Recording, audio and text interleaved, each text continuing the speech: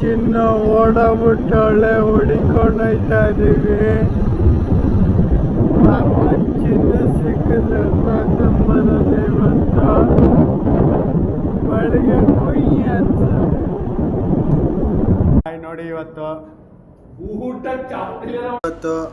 ಎಣ್ಣೆ ಹೊಡಿತಾ ಇದೀವಿ. ಯಾರಿಗೆ ಬೇಕು